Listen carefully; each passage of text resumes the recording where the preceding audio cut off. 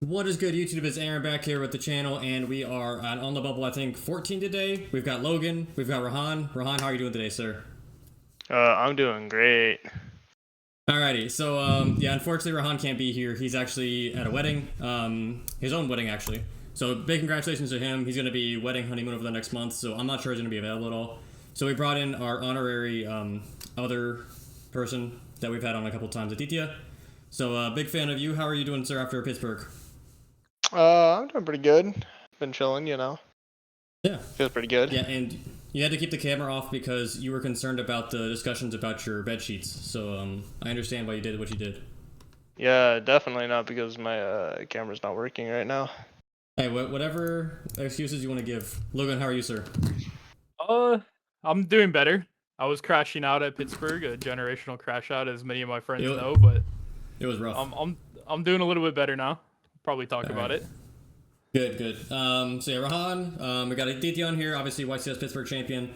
He's one of the few to now be a WCQ and a YCS champion, so big congratulations to you, my friend. We're going to go over Pittsburgh a little bit, French Open, which was also the same weekend, a 1,000-person tournament over in Europe. A little bit of Genesys review, just kind of like looking at the top few decks. And we're going to like talk about how we kind of expect things to move forward, because we got Bologna coming up in a week and a half, and I'm not sure we're going to do another episode between now and then. So all of that. Really quickly, I started Riftbound Channel. I know Aditya has been really into the game. We're both going to be at Houston in a week and a half, so that'll be nice. If you're interested in the game at all, please go check me out. I'm going to have it in the description down below.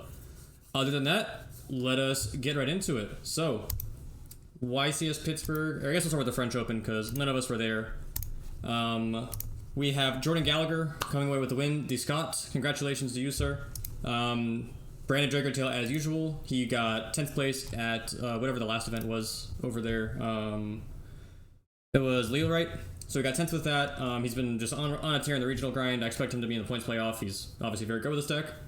And he's playing the Fallen Virtuous build. Pretty, I think, normal from what we've seen on that part. Still playing the one Link Monster, No Spheres. A lot of hand traps on the side. That seems to be the trend that we see from his list and some of the other lists we'll be looking at over the course of the weekend. But hand traps seem to reign supreme as usual.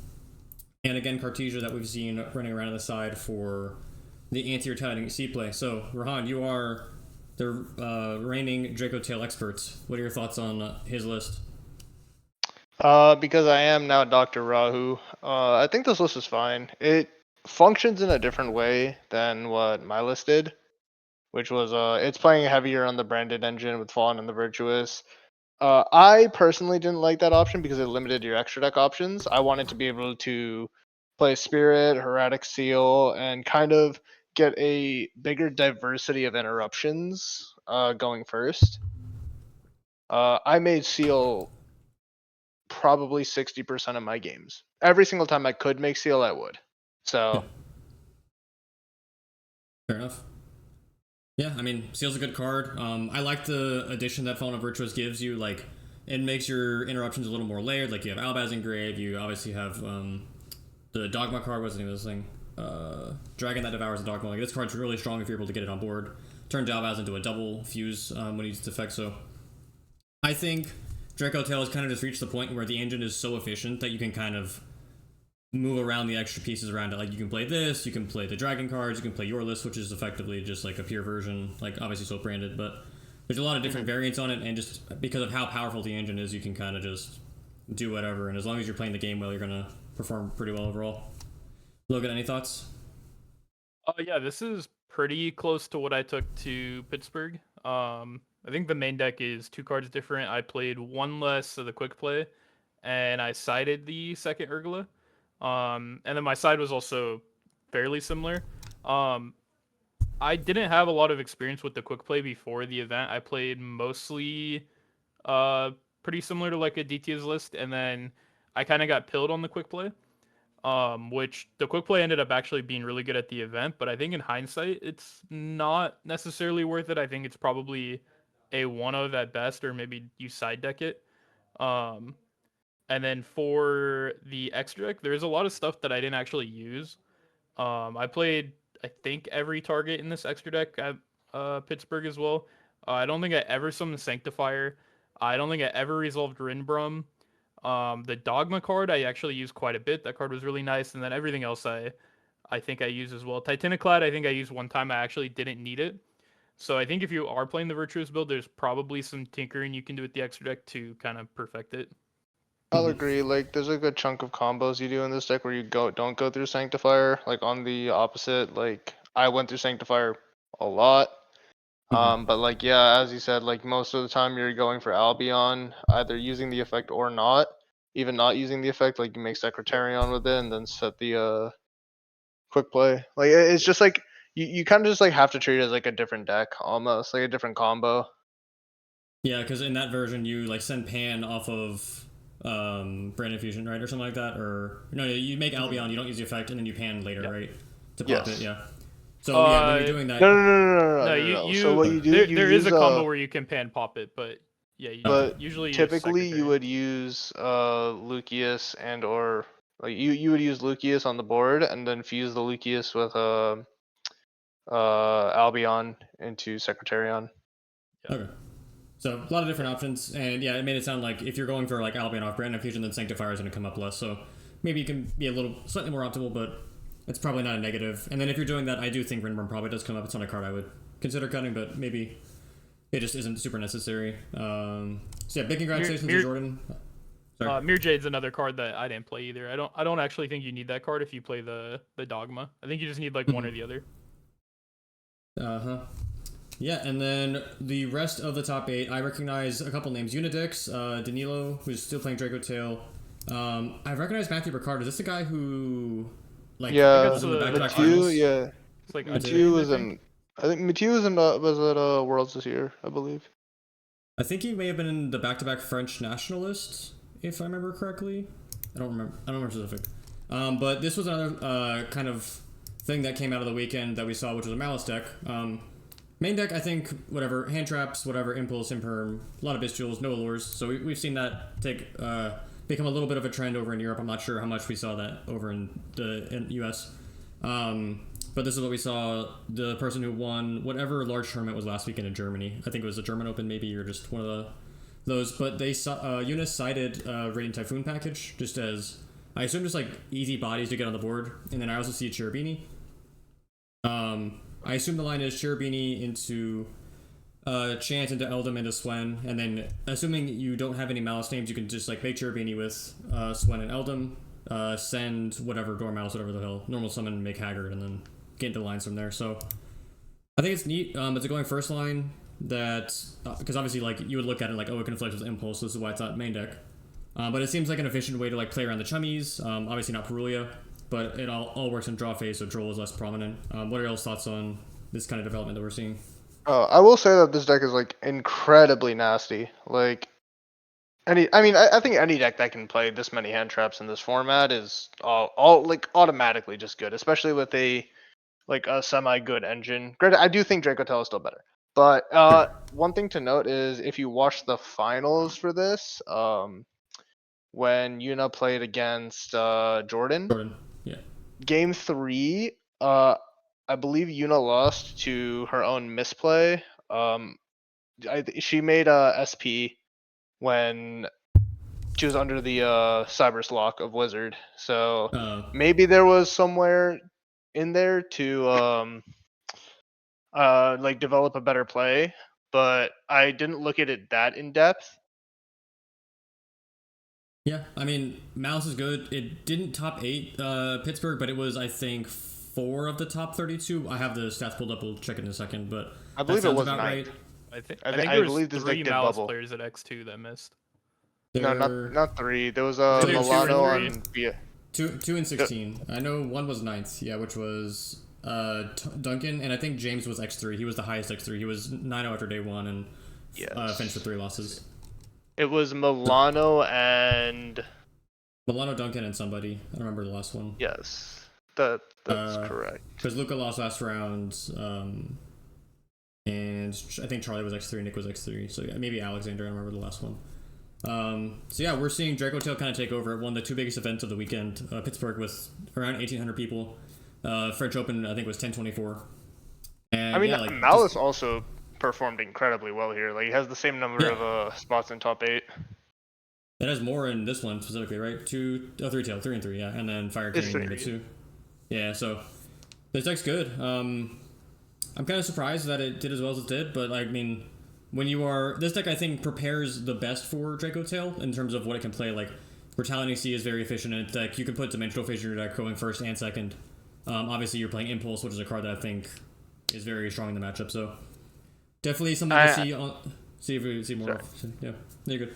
Sorry, I do think that the biggest advantage that this deck has, and in a very similar fashion to Dracotail, is that it can set up an extremely strong half board through any Charmy. Yeah. Yes. Rahan is not here to give the good word of Orcus, which is what he's been playing in the meantime. So maybe we'll see if that deck can perform something similar in terms of like the Impulse half board deck. But my assumption is that these two decks are substantially better, and it will not perform as well as you would expect. This is the top 8 for Genesys in Pittsburgh. I'm not going to go too in-depth on it, but we see Coder getting top 4 with Archmage. Eddie Strom getting back-to-back finals with Dracotail this time around. Big congratulations to him. His deck profile is up. I think he's doing his own channel now, so go subscribe to him. I think it's Edge TCG. Super great guy. I chatted with him over the weekend. And this deck was built with Enzo Fialos. I think the more I'm looking at Genesys, the more I'm just looking at, like, yeah, these are just, like, a little bit of a watered-down modern format. Like, you look at Radiant Typhoon, you look at the Archmage, like, the Dracotail, the Onomat. Like, these are all just, like, good modern decks. Or, in the case of Boys on Anaheim, it was just, like, an older deck that was able to take advantage of a 100-point card. So we'll kind of see how this develops. I'm still not the biggest fan of how the format plays currently. I'll look a little bit more into it as we get more data and they make more adjustments and the YCS for Genesys comes around in the future. But currently not something I'm super interested in. I'm not sure if y'all saw it or have any thoughts on this top 8 right here. Shout out Enzo Tail. Shout out Enzo Tail.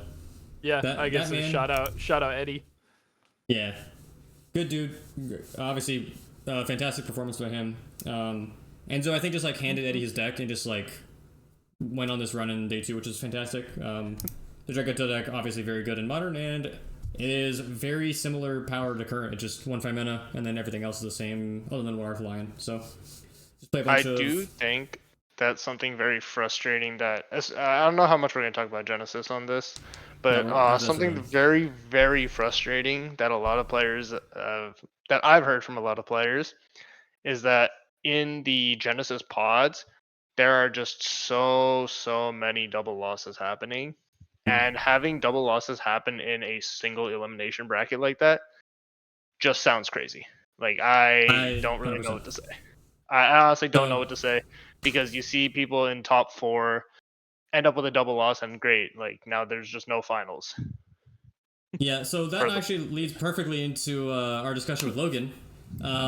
So I'll say real quick, I watched Enzo lose in top 4 because he's a little out of touch, didn't know how to play against Goaty, which is obviously a fine deck.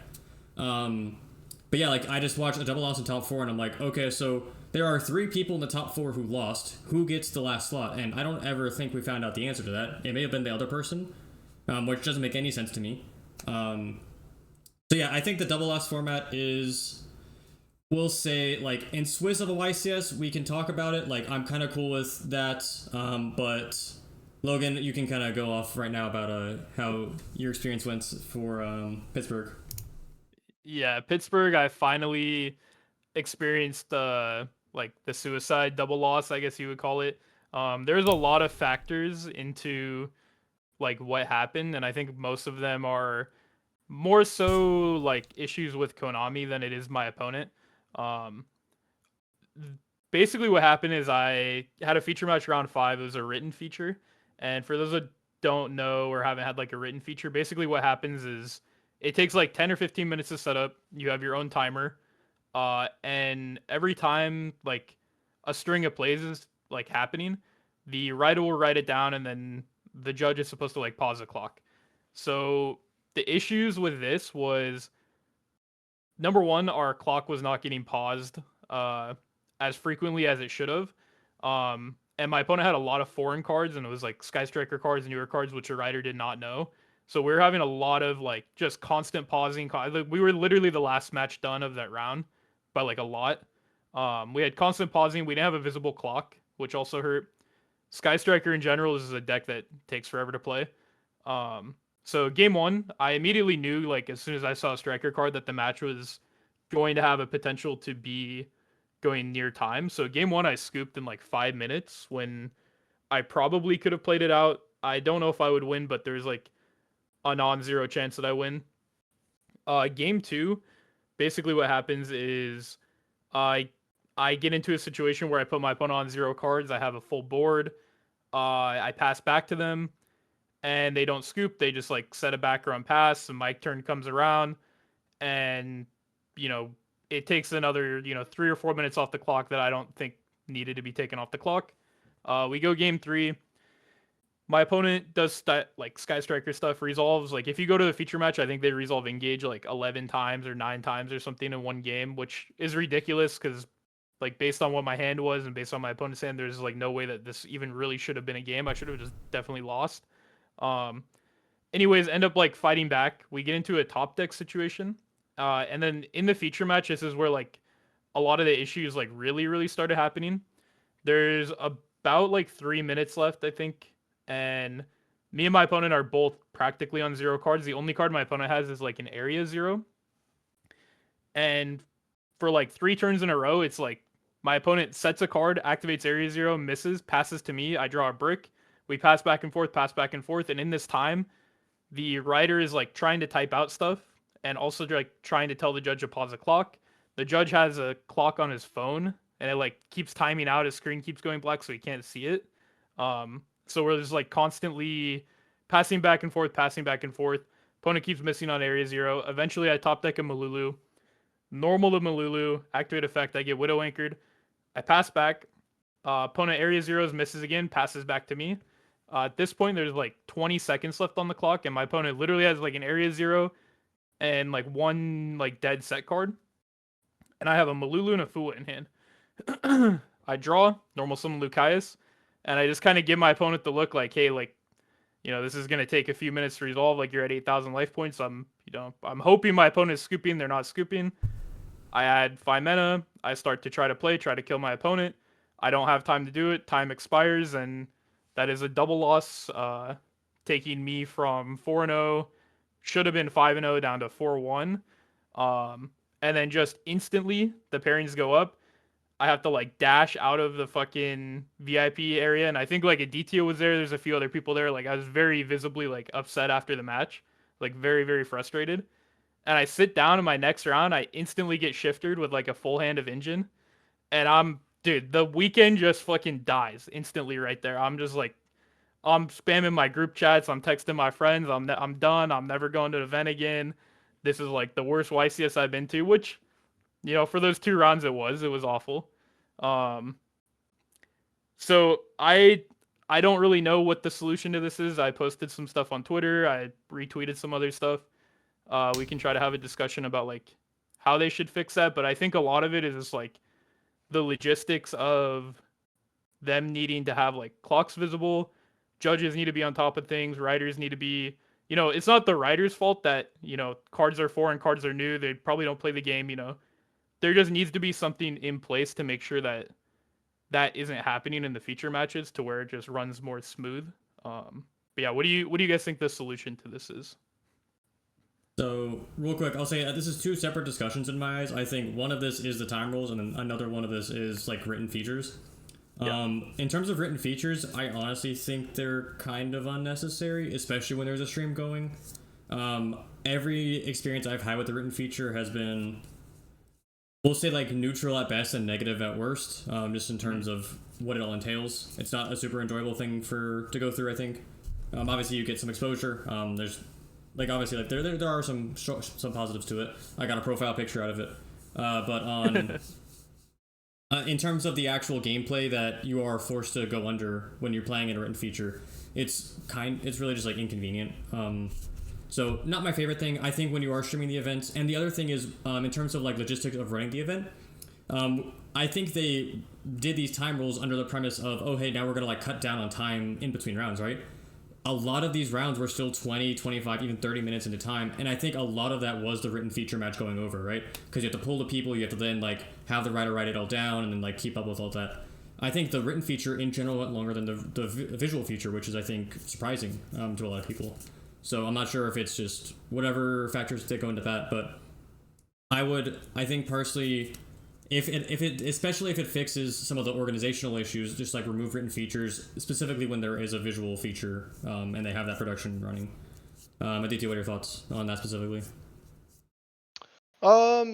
As for the written features, like I do know like a lot of people that actually sit down and take time to read the written features, especially after the event. Granted, like you just have to think about it like in a numbers sense. Like each round, how much content is being provided by Konami, like per round. Like, as I'm assuming, like it's like 1 to 2 written features plus the alternate stream plus the main stream. Um, if anything, you could probably cut down on one of those written features, like make it 1-1-1, just like a written feature and alternate, and then the mainstream, just so that like people who aren't like watching the event at home can still like read about it later, or Yeah, I just think like when you have like the visual medium, it's generally a bit more beneficial because Yu-Gi-Oh, when you're reading it, is generally pretty hard. Like, even if the writer is like perfect, like I think it's still just having that visual aid is really important to playing and like understanding what's going on conceptually. So yeah, we can kind of put a pin in that. It's kind of whatever. This is Konami's decision, but my personal preference would be to remove the written features, specifically when we have the commentary team, which I think they do a very good job now. Like I've enjoyed the streams much more as of late, much more efficient, good production quality. Having Kangas there as the host, I think, is one of the best things they've done for production in the past few years. oh yeah, that guy's the goat. Yeah, that guy's fantastic. So yeah, now we can get into the time rules discussion, which Logan, you experienced what I did in Anaheim. I've been talking about this. I saw Jesse actually post about this recently. I think it's been a little bit more of a Twitter discussion as of late. Actually, take it back. That is something else we'll get into right after this. But yeah, the time rules, I don't know how to fix them. I think you can double loss when it's 1-1, but game 3, I think you still do kind of want a winner in that situation. The side event thing, I think, is something completely different. Like, I think you should just treat it as a single elim tournament. Like, double lossing in single elim is just, I think, insane. Like, that just is a very silly thing. Especially when the goal of Genesys is to like push grindy games, right? Like, what is the point of me playing a grindy deck if I'm just gonna get double lost sometimes? Like, seems like a very negative outcome for people who you're trying to bring back and like, ah, yes, come back and play Yu-Gi-Oh! And you can be quote unquote casual or like play your fun decks, but like if you get into those long games that your deck wants to play, like sometimes you're just gonna get double lost. So I think that's a net negative. In terms of the main event, I think game 3 needs to have it needs to be like if you start the game 3, then you need to have a winner. I think that's probably the only thing I can think of. Aditya, what do you feel on it? So like I'll be honest, I don't particularly hate the double loss idea like happening. Every single time it's happened to me, it's only happened to me twice. Once at YCS Anaheim and then once at a Philly regional.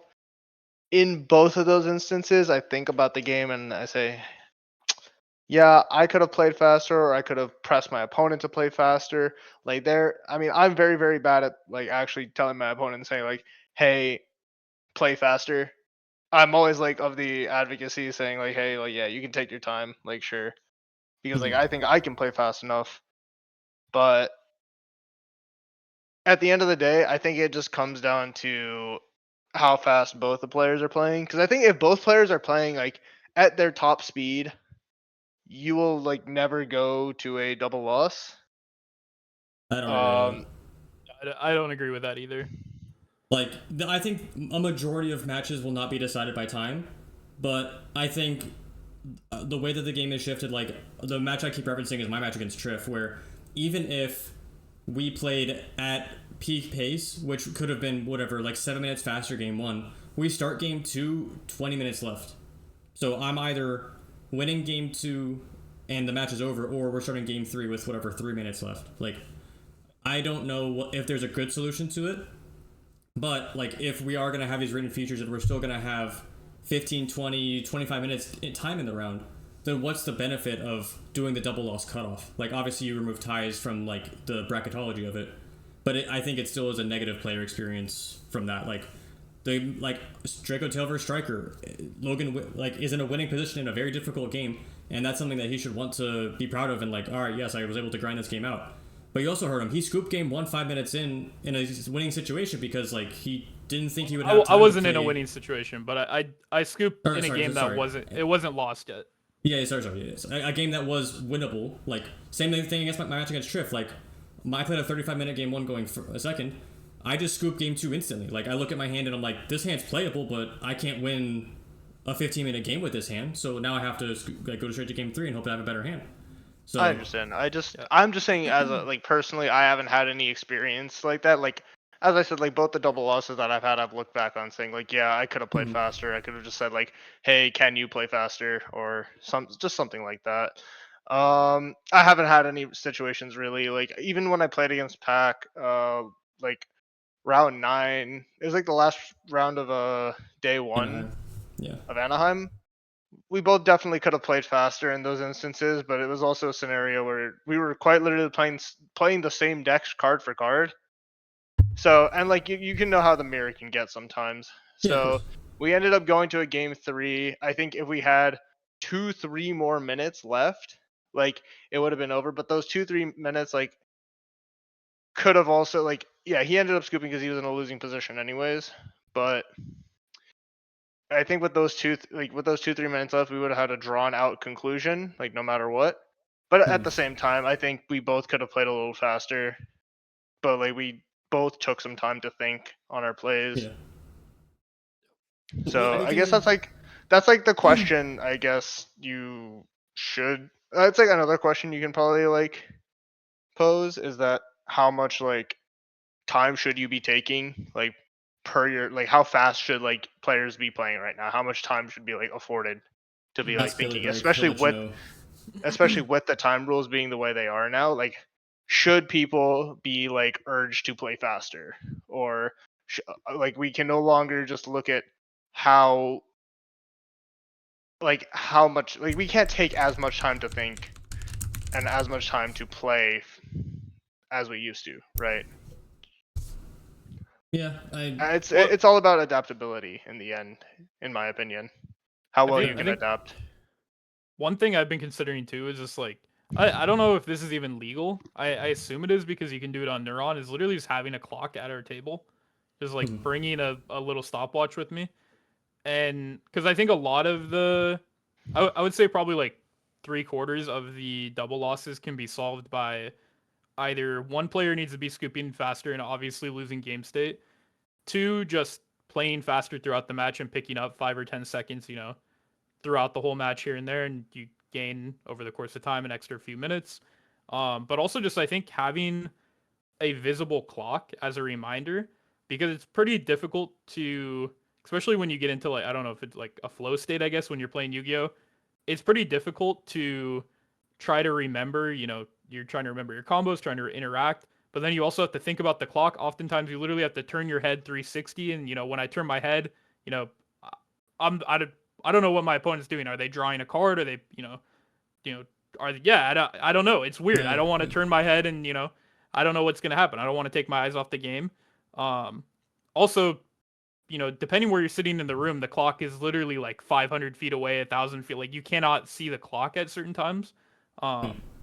So I've been like kind of joking, but also half serious, just considering just putting a clock at my table and just like seeing if that just solves the issue, just as like as a constant reminder to me and my opponent, because I don't think much of it is ever malicious. It's mostly just like you're not thinking about it. You're thinking about playing. Yeah, you're thinking about playing. You're not thinking about, do I need to save 10 seconds here, 10 seconds there?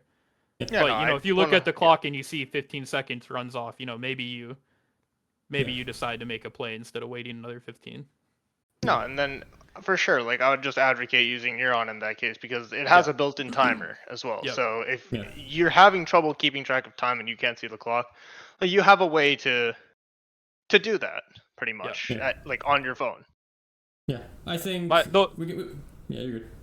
Oh, I was gonna say, like, I have a funny reason why I don't like using Neuron is because when I'm at YCS, my phone dies. Like I don't like using my battery on my phone, and also I feel like it's kind of difficult to like prop up my phone. Like I want both players to be able to see the clock. I think that's important too. So I don't know if you're even allowed to just bring a clock and set it up. There's a friend of mine that does it generally, so we can kind of end it here. Like, I think we're not in a perfect situation currently, but I will say I don't know how to fix it. I think I would like Game 3, if it starts, to be decided by life, I guess. Just so, like, you still get to remove the tie aspect, but also, like, I just like how the player who's losing has a lot of agency over how the game plays out. Like, they can take a loss, or they can force both players to take a loss.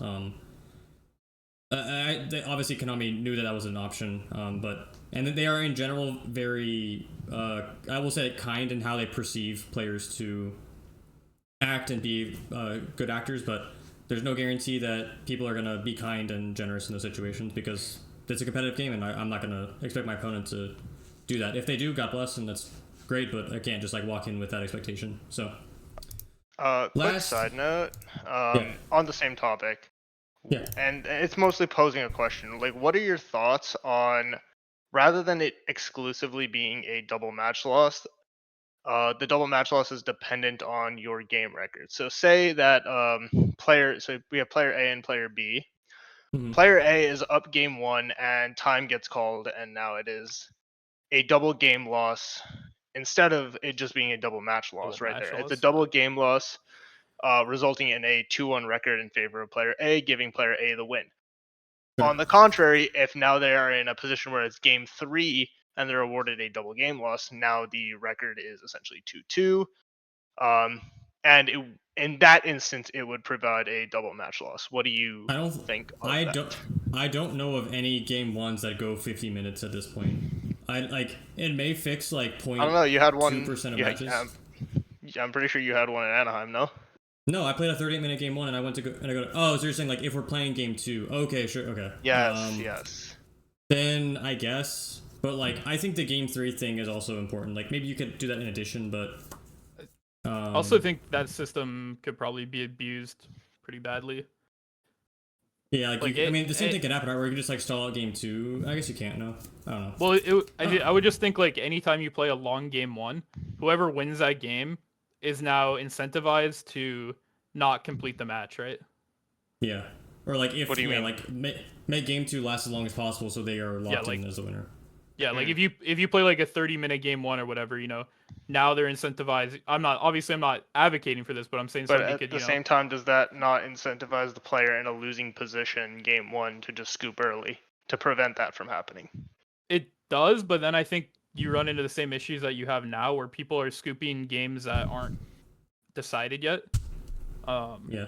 I'm saying you will likely see game 3s earlier in this scenario.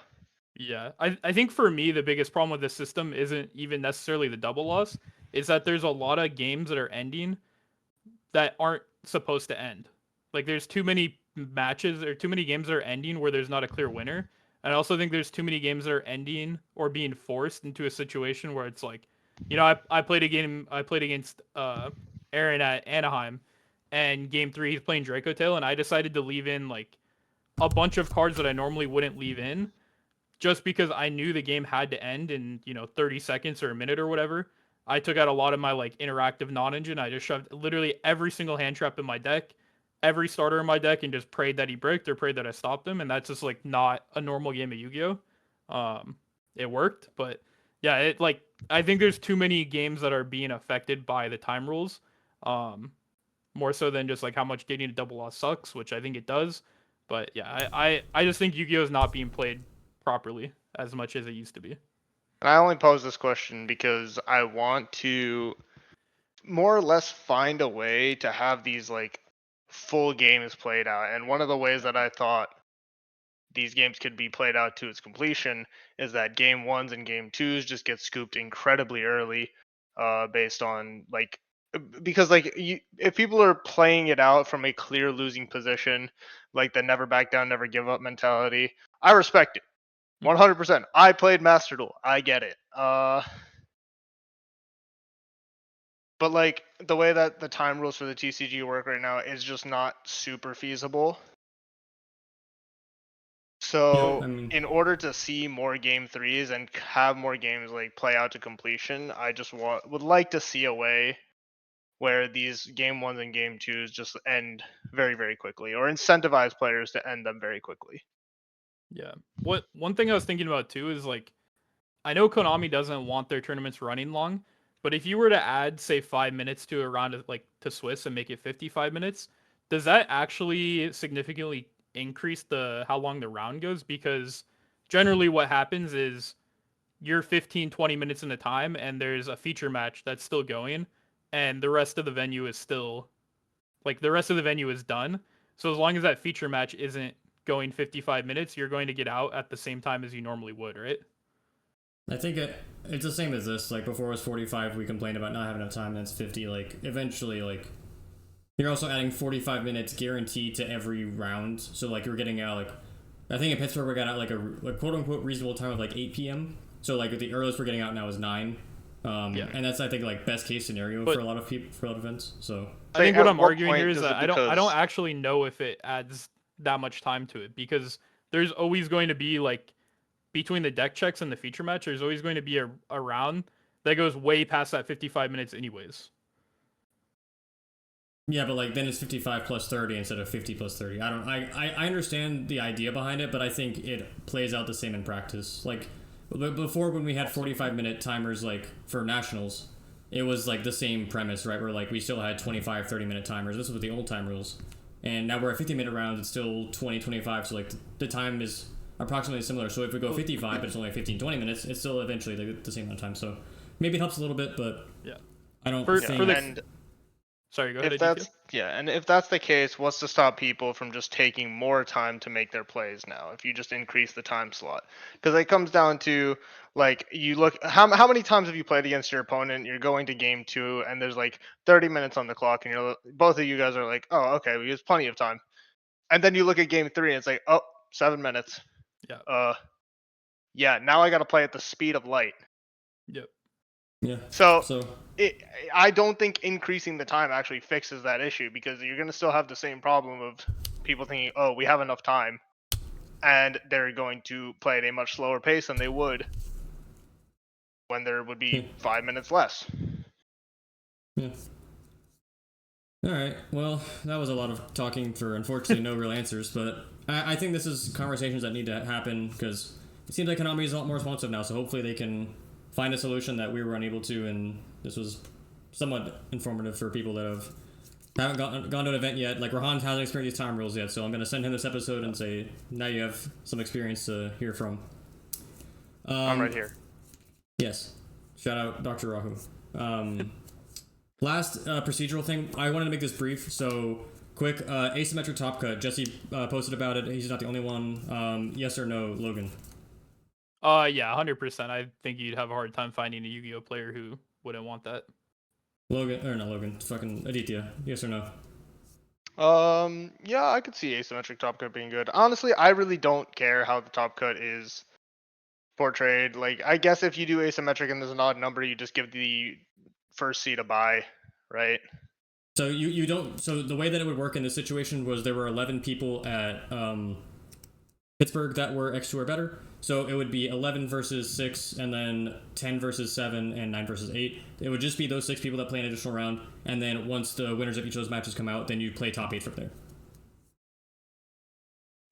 You're gonna have to break that down for me, like, 11. Separately. So effectively, the top 5 Swiss players. So you, John Wilkin.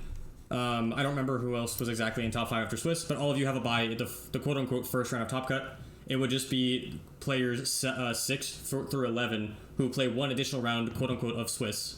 I see. So it'd be basically like a play-in. Yeah, so it's a play-in for Top-Cut. Yeah. Okay. Just because, who was it? I'm so sorry. Milano going X2 with Vanquishal and just, like, not making Top-Cut, I think, is a crime. You could not add having an a additional chance to win the event. Yeah, that's just, like, unlucky. Like, I don't know what rounds you lost, but even if you lose, like, rounds, like, 1 and 2, you went, 12-0, and you're just like, yep, all right, well, unlucky. Like, I think that's just, like, a really poor player experience to have. Time rules are one thing, but, like, this is, I think, a much more fixable thing that you can address. I agree. That sounds like a very cool idea. It also gives you more content, and that's what they seem to be enjoying these days. So, Yeah, so I think hopefully that's by far the most fixable issue, and there's like a lot of different ways you could fix that issue. agreed. Yeah, also you could reduce the threshold for the extra rounds, like to whatever 1,500 people is 15 rounds or whatever. So there's other ways to do it, but I think if you're X2, you should make the top cut. That is, I think, a reasonable expectation for a TCG player, especially when we're playing I think 14 rounds. I think reducing the threshold is probably like Yeah. the least good idea, though. Mostly just because like now you increase the variance of like say like an X3 coming in, and now it's just like okay.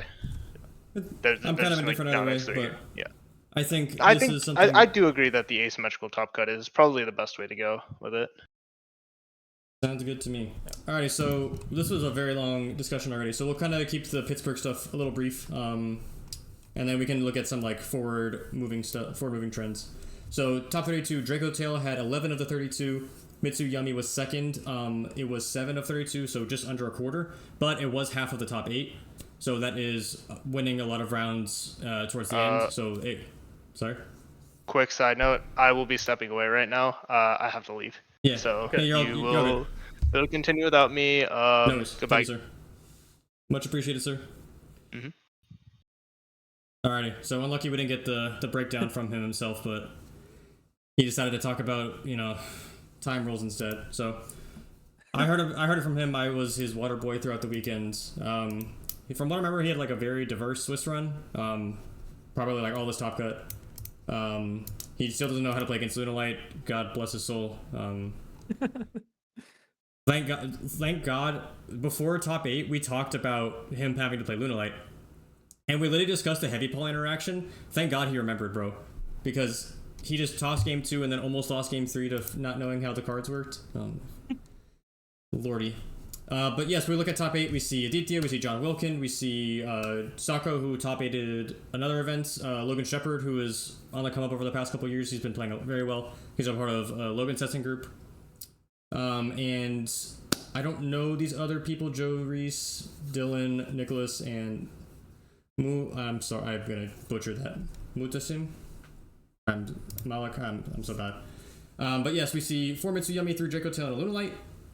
And then, as we discussed earlier, we see some Malice creeping around in the top 16. We saw Vanquish Soul from Milano, who had a fantastic run going X2.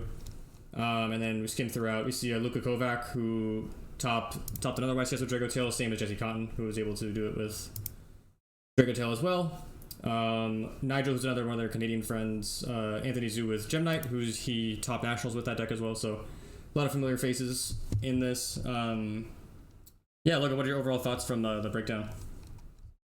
Yeah, I think I'm actually I was like very content with my prep for this event. I was talking about Malice, several weeks ago, how I thought that was a really strong contender. And then obviously like Dracotail was a deck that I just never thought was that good. And I finally came around to it and played it for this event, and I think it was a correct choice. We see 4 in top cut and Aditya won with it. And in terms of like the rogue decks at top, I think obviously Gem Knight, I think that is a deck that if you practice with that deck, I think it's very solid. I think there's also a Mitsu Fiendsmith deck that topped, which is pretty interesting. I think it got Charlie went X3 with it. Yeah, top 16. Yeah, I think there might have been 2 people that played Mitsu Fiendsmith. David Hernandez. Yes, David Hernandez. Yes. He's top. He's in the World's Point playoff currently, I think. So yeah, we'll skim these lists a little bit. He's playing Droplet Super Poly, Fua Ashbell, 1 Nib, which is Searchable off Gallon Granite, and then a small Fiendsmith package of just an Engraver. Yeah. I think Droplet was a really smart meta call for this event, pivoting off of Dark Ruler just because of the increase in Dracotail. Agreed. Yeah. But I will say we saw obviously the second place list, John Wilkin, and I think Great Purification was a pretty predictable adjustment that we saw a lot of those decks playing, which is why I think Droll was still pretty important to be in the list for most of these decks. And yeah, so Charlie's list, mostly hand traps, Dark Ruler is still extra of Impulse. So Charlie's list did not play the Fiendsmith stuff, from what I can tell. He decided the 7 Tachyon and Barrier Statue. Yeah, just Pyramitsu, Impulse. And David's list did not play it. This is the first place list that I was skimming over earlier with Aditya. Fua Astral, Bell, Nib, Mag, and then sides just 15 hand traps, 6 Chummies, 3 Valor, 3 more Bestials, and 3 Fenrir. He had the 2 Secret Tyrant. We didn't get to ask him how often that came up. But I assume if he's making it turn 1 with the Albion plays, which actually he's not doing because he's not playing Fallen, so I guess there's a tech for the mirror. I'm curious how often it came up. I can speak on that a little bit. I know I played against him Friday for a few hours, and we were playing mirror matches. It came up at least 2 times just in a few matches, so I imagine it came up for him several times. For sure. John's list seems relatively standard. Yep. Dark Ruler, Crossout Called By still in the main, 41 card deck. He was not playing Kusanagi, Aramasa, or Futsu, so I kind of like the slim down package, especially if you're playing 40. I really just like the additional bricks for, I don't know, like what feels like a limited payoff. Like he still plays Purification, he still plays pre-prep, so he's able to get to that still like strong, resilient end board. Yep. Plays double Cyclone for Dracotail, obviously their Talon AC. And yeah, and then this was Milano's Vanquishful deck. I think this was honestly a decent call for the event. Like historically, we've seen Vanquish Soul perform, or Vanquish Soul be very good in Dracotail. Obviously, you're a little bit less consistent, so a card like Flame may be a little bit better into case for K9. But you obviously are allowed to play Shifter in your deck. Azuna, I think, performs rather well. You're able to just like consistently get to Zeus. You have Nash Knight. He has Hound for removal. He plays Reaper in the side with Statue, which I think interesting call. Obviously worked for him. Which, if you're able to cut off Yumi and Mitsu off of that, like obviously it's gonna do very well for you. Yeah, I mean, I like this deck a lot. I think if you're able to get a little bit lucky in terms of your consistency, you're gonna be in a solid position into a lot of the Dracotail decks. Mitsu Yumi is still a little up in the air in terms of all that, but can't ask for much more. So we've got all of that. So yeah, now that Dracotail is, I'm not gonna say like the best deck. I think it's probably top 2 still, top 3. But we saw it win the 2 biggest events in the world this past weekend. What are your thoughts, Logan, on the deck right now and moving forward? I think obviously anytime a deck wins a YCS, I think the following weeks the deck will naturally be a little bit worse just because people are preparing for it. Although with Dracotail, I don't think there's that much you can prepare for. There's not a lot of silver bullets that people aren't playing. There's not really a lot of matchups that I think are especially bad for the deck. I think Malice is kind of a rough matchup, but it's very winnable. I think it's still close to 50-50-ish. I was under the impression that K9 was a bad matchup for Dracotail, but I played against like 5 or 6 K9 decks at Pittsburgh, and to be honest, I didn't really struggle against them that much. I think it's more so the K9 Crystron variant opposed to like the other K9 decks that is more of a problem. And for that, it was just, I don't think there's a lot of hand traps that stop that deck tremendously well, aside from Perulia and Fua. So if you don't draw those, you're in a rough spot. Obviously, K9 Vanquish is not like a very bad matchup, but more so speaking on the pure K9 decks, I played against several variants of those, and that matchup felt totally fine, totally winnable. So I don't know if there's a direct pivot to counter Dracotail, but I think people will just have, if they're dedicating 5 slots in their side, maybe they dedicate 7 now and the deck gets a little bit worse, but roughly about the same. I think it's easily a top 2 deck. Yeah. Like you said, like there aren't really silver bullets for the deck. Like obviously we see Barrier now gone, so this deck is probably the deck that it takes the most advantage of it. Like I think for Anaheim, that was like the only real thing holding it back from being a top tier contender. Because you get to obviously play 5 mana and like I have a lot of engine slots, so having those solid engine hand traps right now, I think, is how you're able to take the most advantage of Yu-Gi-Oh! Right now when going second is difficult compared to how strong the going first engines are. So, yeah, I mean, I'm happy Barrier's gone. And if Dracotail is the best deck, like, I think the format's, like, relatively healthy. Like, I don't think the deck's oppressive. And the deck doesn't have, like, silver bullets. So the gameplay, I think, is relatively healthy compared to definitely some other decks we've seen in the past. So if this is the meta for the foreseeable future, I'm content with it.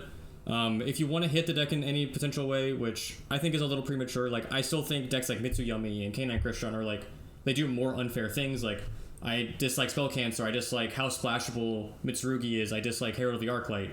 Obviously coming from a Dracotail perspective, but I think that card is still just very good in general. Like those are cards I would prefer to see hit. If you want to hit Dracotail, I think you just probably just like limit 5 mana. Maybe you limit Arthaline. Like I think those are just like hits that don't kill the deck, but definitely like limit its potential or like limit its grind game, which I think is reasonable. Like if you put Arthline at 1, now you have to be a little more careful. You have to trap put it back, and now you're not gonna be able to put back your traps, and your grind game's worse. So, and then if you like limit 5 mana, then its going second is gonna be weaker. So, I think those are. I think. Yeah, sorry. Yeah. Go ahead. No, you're good. I was gonna say I think limiting Arthline is a really good call. Especially I believe the new fusion coming out recycles Dracotail cards from your grave, so I think it would just make sense to put that card to 1. Same with like Snatchy. I think like hitting Snatchy to 1 is also probably good, or 1 or 2. The Mitsu deck only plays 2, but Pure Yummy, I think hitting that to 2 would be good. Similar to like what they did with Detonator. A lot of us didn't think that like hitting Detonator to 1 would be that big of a hit, but I think it does matter. Hits the deck without killing it. It affected Pure Rizal for sure, and I think that's when. Also, I think that aligned with Habakiri's release, so it kind of just like pivoted a lot of the Rizal decks into hybrids. So I think if you want to look at the format, I think it's relatively good. The hits that I would like to see, like I already mentioned, I think Herald, if anything. I think Prayers, if you want to touch the Mitsu engine. Zombie Vampire is a card that, if we want to have the discussion about bridges, like that is a one that is, I think, very accessible. Obviously, Mitsurugi. But there's also engines like Horus and Millennium that can just make a rank 8 very generically. And you can either make Vampire, you can also make the Dragluxion card as their 7 Tachyon, so you kind of have to be like, okay, is this something we're okay with? Especially when you can just like 7 Tachyon for Noroi, and Noroi into normal summon into Ripper, so it's kind of just like where Konami wants to take the game. Are we cool with all these bridges? Are we cool with like requiring the Floodgate hand traps to be prominent in the meta for going second to be viable? Because currently I think cards like Ashbel, Imperm, even a card like Nibiru is just like not strong enough in the current meta to really prevent these really resilient and like layered endboards. Yeah, I tend to agree. I think we could use one more ban list like we recently had, where they just banned a bunch of Floodgate cards. I think we're starting to see people are pivoting towards different ones like Spell Canceller, other water statues, stuff like that. So I think one more ban list like that. Surely we'll run out of Floodgates for people to pivot to, maybe not. Defissure is another card that could probably be banned or limited. Shifter could be banned. And then aside from that, in terms of like deck engines, I think everything is mostly fine. I think Herald of Arclight is an obvious card that needs to go. I think Vampire, I agree, that card also needs to go. And possibly some sort of hit to the Canine cards. I saw a lot of people talking about like banning Ripper, which I think just isn't going to happen yet. But I think the actual hit that you would probably go for is maybe Noroi limit. I'm not really sure how you would hit the Canine deck without touching the consistency. They don't necessarily have a bridge. Like maybe you could hit the Quinquery. Spell Canceller, Quinquery are like the only cards that you could hit. But yeah, I think for the most part it's a mostly healthy format. Most of my gripes are stuff outside of the actual gameplay. Yeah, like I think there's negatives. Obviously, like you're gonna have poor tournament experiences. Like I bridged game 3 twice to this tournament, but not too much you can do when you look at the game as a whole. That's just Yu-Gi-Oh. Yeah, exactly. I will say I think like Azuna and Lupus are cards that should not be touched. I think those are relatively healthy. They require an extra commitment. Lupus is like, we'll say good, but like I don't think it's to a level that's like oppressive. And especially with how strong going first is, I would like Lupus as a card. Obviously, the issues with Lupus is when it's protecting the cards like Kinkiri and Ripper and whatever, but like going second, I'm like, okay, now my going second engine is interactable, obviously off of like Droplet and Ash and Bell if you summon Izuna. Obviously, even you can play cards like Chalice. But like the issue of like Izuna Lupus, I don't think is really a thing. Like it's not super prominent right now, and I think it gives a Canine deck a little bit more of an edge. It's also splashable, so if we're not gonna put Gamma back in the format, which I am happy with, I think Azuna Lupus is a happy compromise because of the extra requirements for it to be viable. Yeah, I like Azuna as a card. The card's, I think, fairly well designed. Agreed. So how do we think people play moving forward? We've got Bologna in a week and a half. I think it's probably the only pod we do between now and then. So are we expecting Dracotail to take it down again? Are there any sleepers that you perceive to have gained an edge based off of the current trends? Where are you at with this? Yeah, I think there's probably going to be a drop-off in Mitsuyami. I don't think the Mitsuyami deck has a great matchup into Dracotail, and there's going to probably be an increase in Dracotail. I also think a lot of the better players are starting to just naturally get off of Mitsuyami just because of there's two ways to play the deck. You can either play the deck with all the bricks, and obviously you have the issue of if you draw the bricks, you're upset. You have 10 bricks in your deck, or the other issue is you don't play the bricks, which I actually think makes your Dracotail matchup worse. I think like Kusa, Futsu, the extra ritual spell, stuff like that. I think those cards tend to come up against Dracotail the most. So you get kind of put into a weird situation of how you want to deck build that deck. So I think that deck will start to decline a little bit. I think Dracotail will stay roughly the same. I think we'll see a lot of Malice. In terms of rogue decks, I think there will be some sort of Canine variant that does well. I'm not sure which one it will be. Probably Canine Vanquish, just because it probably counters Dracotail the best out of anything. Obvious issues with that deck is its consistency, but if you draw playable with that deck over 9 or 10 rounds or however many you need to win to top the event, I think that deck has possibly the highest upside of any deck in the room. Yeah, I'll give Rahan his second shout out. August. I don't think that deck does enough. I think the primary thing you should be looking for in these decks is, so one of the reasons why Dracotail we perceived, at least for me, to be good at Anaheim is because Droll was so prominent, the Floodgate hand traps were so prominent, and Dracotail kind of played relatively well into that. So now when we perceive Dracotail to be prominent, we're going to see cards like Retaliating Sea. We're also going to see like Ash Bell to be prominent. We're going to see also just like Dracotail being a highly popular deck. How does your deck interact into the traps? Is your deck spell reliant? Is it graveyard reliant? Which is what Mitsu is. So I think your deck, if you have the option to, I'm not sure what deck facilitates this, but like when I think of a deck like Lunalight, I think a deck probably struggles into the Dracotail traps a little more than maybe some other decks.